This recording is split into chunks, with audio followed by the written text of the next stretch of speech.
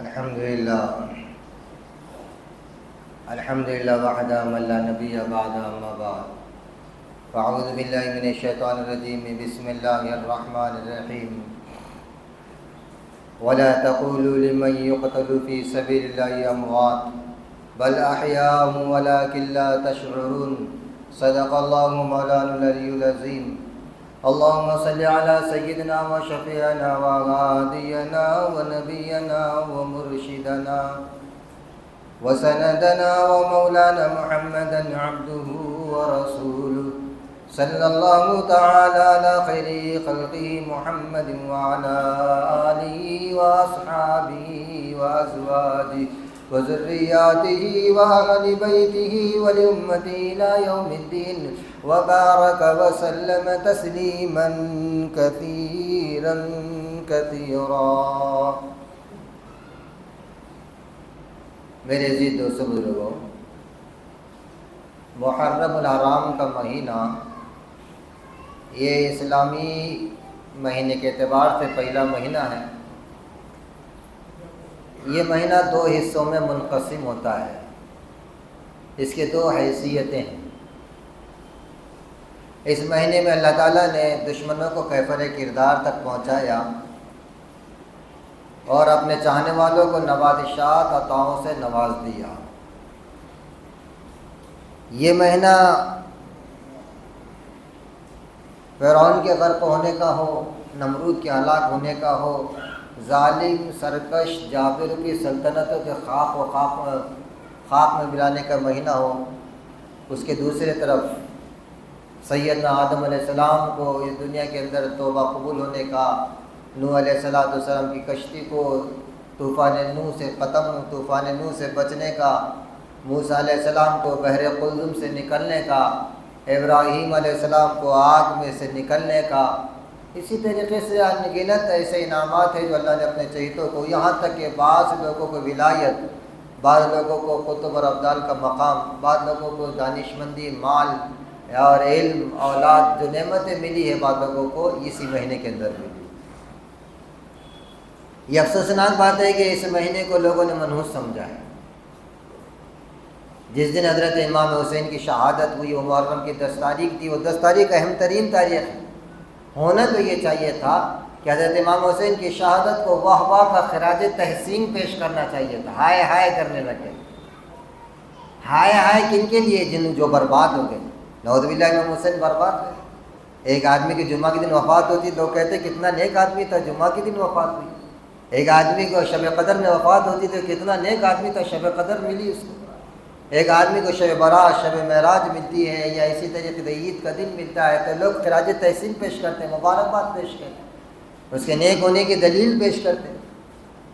کتنا افسوسناک مقام ہے کہ سیدنا امام حسین اور اہل بیت کو جو شہادت ملی ہے وہ 10 محرم کو ملی. اس میں تو خراج تحسین پیش کرتے ہیں. یہ تو بہت بہترین دن ملا، بہترین دن ملا، کیونکہ شہادت بری چیز نہیں. تم کو ایک نکتہ بتاؤں، قرآن کریم میں 4 نیک لوگوں کا تذکرہ کیا. من النبیین والصدیقین والشہداء والصالحین. سب سے اونچا مقام نبیوں کا ہوتا ہے، اور نبیوں میں بھی خاتم النبیین حضرت محمد الرسول اللہ صلی اللہ علیہ وسلم کا مقام. اس کے بعد مقام صدیقی کا آتا، اس کے مقام شہادت آتا، اس کے بعد مقام صالحیت آتا.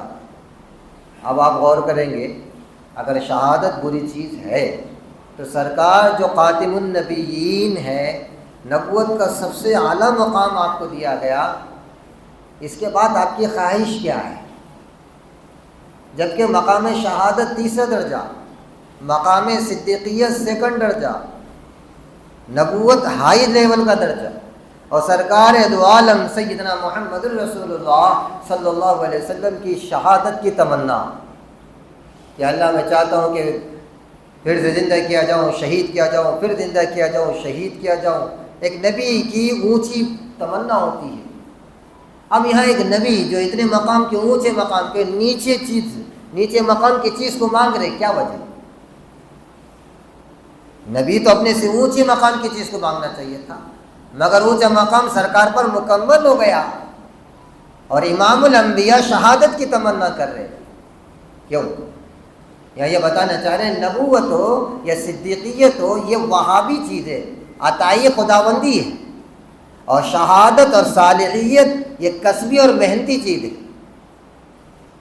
سب سے اونچا مقام اگر کوئی ہے کسب کے اعتبار سے عطائے خداوندی تو وہ نبوت ہے۔ وہ سب کو نہیں ملتی، محنت کرنے سے، ریاضت اور مجاہدت کرنے سے اگر کوئی کہتا نبی بن سکتا ہے تو باطل عقیدے پر ہے، اس کا عقیدہ باطل ہے، وہ مسلمانوں میں سے نہیں ہے۔ اگر وہ یہ کہتا ہے کہ نبوت محنتوں سے ملتی، نبوت محنتوں سے نہیں ملتی، نبوت عطائے خداوندی ہے، جسے چاہے اللہ عطا کر دے۔ بعض لوگوں کا کہنا ہوتا ہے کہ محنت کرنے سے مل جائے، نہیں، ولایت مل سکتی محنت سے، شہادت مل سکتی محنت سے، صالحیت مل سکتی محنت، صدیقیت بھی نہیں ملتی۔ صدیقیت تو دے دی گئی، سیدنا ابو بکر صدیق پر مکمل ہو گئی۔ تو رسول اللہ صلی اللہ علیہ وسلم کی شخصیت مبارکہ عطائے خداوندی جو اونچے درجے کی تھی، کسبی اعتبار سے، محنت کے اعتبار سے ایک مقام بتانا چاہ رہے تھے آپ، سب سے اونچا مقام مقام شہادت ہے۔ وہ کیوں؟ دیکھو جنتیوں کو جنت میں جانے کے بعد آخری چیز نعمت خداوندی جو ملے گی وہ دیدار الہی ملے گا۔ جنتیوں کو جنت میں جانے کے بعد سب سے آخری گفٹ جو ملے گا وہ دیدار خداوندی ہوگا، اس کے آگے کی کوئی نعمت نہیں۔ مگر شہید جب شہید ہوتا ہے اسی وقت دیدار خداوندی اسی کو ہو جاتا ہے۔ شہید کے بارے میں سرکار نے فرمایا 6 نعمتیں اللہ اس کو دیتے، 6 نعمت۔ نیچے خون کا قطرہ گرنے سے پہلے معاف کر دیا جاتا، دوسری چیز جنت کو اس کے سامنے کھول دیا جاتا، تیسری چیز حوروں کے بارے میں جو بتایا گیا، چوتھی چیز دیدار کیا جاتا ہے اللہ کی ذات کا، ذات خداوندی دکھتے برابر روح نکل جاتی، اسے محسوس نہیں ہوتا۔ ارے کیوں محسوس ہو؟ زلیخا ملکہ تھی مصر کی، جب یوسف علیہ السلام پر عاشق ہو گئی، یوسف علیہ السلام کے بارے میں لوگ طعن تسنی کرنے لگے کہ زلیخا کا عقل چلے گئی، اور عورتیں زیادہ تر طعنے دینے لگی۔ زلیخا ملکہ تھی، دانش مند بھی تھی، وہ کہنے لگی بولنے کے بجائے دکھا دوں کہ یوسف ہے کیا۔ ایک پروگرام بنایا کہ جو طعن و تشنی کرنے والے بیگمات تھے ان کو بلایا اور کھانے کی دعوت رکھ دی، ان کے سامنے فروٹ رکھ دی، چھریاں رکھ دی، اور کھانے کے لیے حکم دے دیا کھانا شروع کرو۔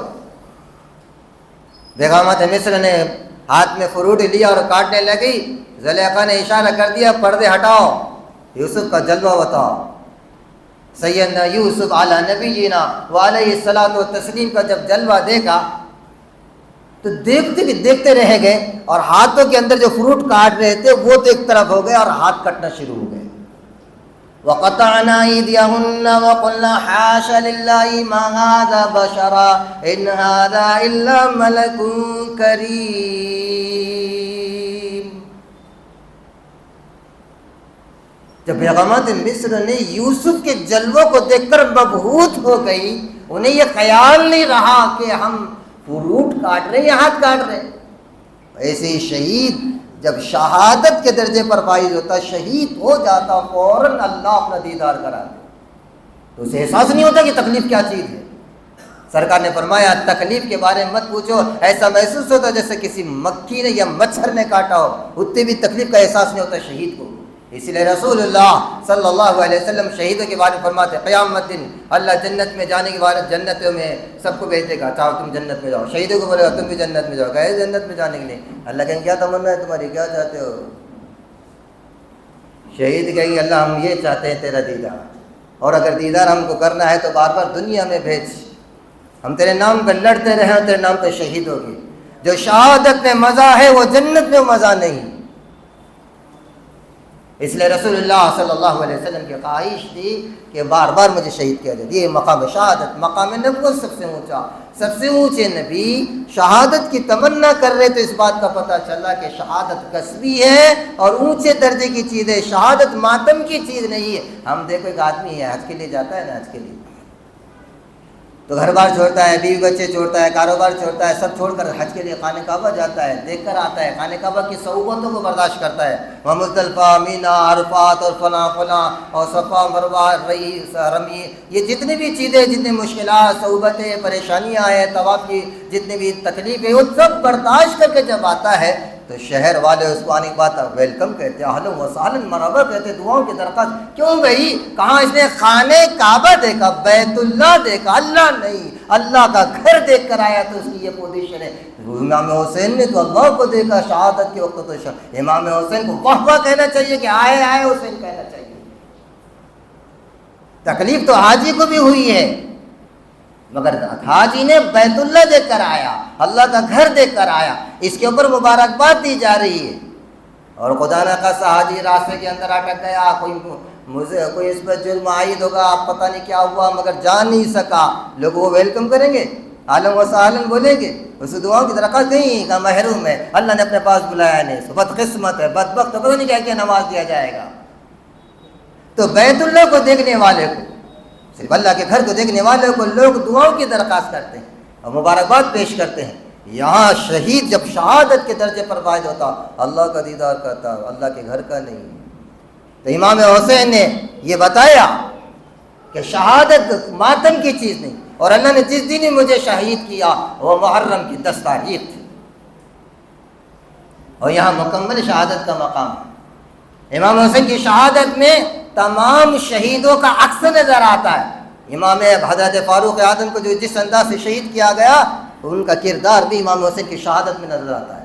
حضرت عثمان کو جس انداز سے شہید کیا گیا، وہ کردار بھی یہاں نظر آتا ہے. حضرت علی کو جس انداز سے شہید کیا گیا، وہ کردار بھی امام حسین کی شہادت میں نظر آتا ہے. سیدنا حمزہ رضی اللہ تعالیٰ کو جیسے شہید کیا گیا، یعنی اس وجہ سے علماء کا کہنا ہے نانا امام الانبیاء، والد صاحب امام الانبیاء کے ساتھ خاتم الانبیاء، اور والد محترم خاتم الخلفاء، اور والدہ محترمہ خاتم البنات، اور یہ خاتم الشہداء والصالحین حضرت امام حسین رضی اللہ تعالیٰ عنہ کی شخصیت مبارکہ ہے. اس وجہ سے ہم اس کو ماتم کی چیز نہیں سمجھتے، بلکہ اسی لیے رسول اللہ صلی اللہ علیہ وسلم کو جب معلوم ہونے کے باوجود روزہ رکھنے کے کہا. اب حسینیت تو یہ ہے کہ اللہ کی محبت میں اپنی جان دے دے. کردار حسین تو یہ ہے، یہ نہیں کہ شربت پیتا رہے روزے توڑ دے، یہ نہیں کہ نماز چھوڑ دے. امام حسین نے تو سجدے میں جان دی، جمعہ کا دن تھا، اپنے جان دے دی. اور کیسا سجدے میں اللہ نے بلایا معلوم ہے کہ حدیث میں آتا، جب آدمی سجدہ کرتا نا، سجدہ اللہ کے قدموں پر سر ہوتا ہے، رحمان کے قدموں پر سر ہوتا ہے. رحمان کے قدم کہاں ہیں؟ الرحمن علی العرش استوى، اللہ کے قدم جو ہے عرش پر ہے. اب انداز لگاؤ امام حسین کا سر اللہ کے قدم مبارک پر، اللہ کا قدم عرش پر، گویا عرش نیچے ہو گیا، عرش اس کے اوپر ذات خداوندی کے قدم مبارک، اور ان کے اوپر سر ہے امام حسین کا. مومن کا مقام کتنا اونچا ہو گیا اس حال میں. اور اللہ تعالیٰ دکھا رہے ہیں کہ جب وہ رہتا ہے سجدے میں تو اللہ دیکھ رہے تھے میرا حسین ہے، وہ اللہ ان سے حسین مجھے دیکھے. اسی وقت ایک ظالم نے حضرت امام حسین ڈھکیل دیا، اور ڈھکیلنے کے بعد جب سینے پر بیٹھا فوراً روح نکل گئی اور اللہ کو دیکھ رہی. تو پتہ چلا کہ شہادت بری چیز نہیں. آنے والا محرم کا 10 تاریخ کل یا پرسوں ہوگی، اس لیے رسول اللہ نے یہاں روزہ رکھنے کے لیے کہا، وسیع دسترخوان کرنے کے لیے کہا. کردار حسین کو اپنانے کے لیے یہ ہمارا ذمہ داری بنتی ہے کہ امام حسین کے کردار کو اپنائے، ہر حال میں دین کے دامن کو دامن میں رکھے. اللہ مجھے آپ کو عمل کے ساتھ نصیب فرمائے. وآخر دعوانا الحمدللہ.